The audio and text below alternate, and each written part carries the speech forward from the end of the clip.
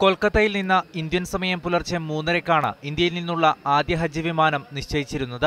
എന്നാൽ air India പതിവ് തെറ്റിച്ചില്ല. സാങ്കേതിക തകരാറിനെ തുടർന്ന് 5 മണിക്കൂറോളം യാത്ര വൈകി. പിന്നീട് വിമാനം യാത്ര ഉപേക്ഷിച്ചു. ഇതോടെ ഹാജിമാർ വിമാനത്താവളത്തിൽ കുടുങ്ങി. 265 പേരാണ് ഈ വിമാനത്തിൽ പോകേണ്ടിയിരുന്നത്. ഇതിൽ 230 പേരെ വൈകിട്ട് മദീനയിലെത്തിച്ചു.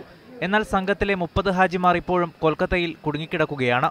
എയർ ഇന്ത്യ വിമാനത്തിന് പകരമേർപ്പെടുത്തിയ ജെറ്റ് ഏഷ്യയുടെ വിമാനം ഇന്ത്യൻ സമയം വൈകിട്ട് 3 മണിയോടെയാണ് മദീനയിൽ എത്തിയത്. Ambassador Hamid Ali Rao, consul general BS Mubarak, Hajj consul Muhammad Noor Rahman Sheikh എന്നിവരുടെ നേതൃത്വത്തിൽ ഹജ്ജ് സംഘത്തിന് വിമാനത്താവളത്തിൽ സ്വീകരണം നൽകി. മദീന ഹജ്ജ് വെൽഫെയർ ഫോറം പ്രവർത്തകരും വിമാനത്താവളത്തിൽ എത്തിയിരുന്നു. ഇന്ത്യയിലെ 7 വിമാനത്താവളങ്ങളിൽ നിന്ന് 9 വിമാനങ്ങളിലായി 2525 പേരാണ് ആദ്യ ദിനം മദീനയിൽ എത്തുക. ദൈവത്തിന്റെ വിളിക്കുത്തരം നൽകി കഅബാലയം ലക്ഷ്യമാക്കി പുറപ്പെട്ട ഹാജിമാർ 8 ദിവസത്തെ മദീനയിലെ താമസത്തിന് ശേഷമാണ് മക്കയിലേക്ക് നീങ്ങുക. മദീനയിൽ നിന്നും റബി മുഹമ്മദ്, മീഡിയ 1.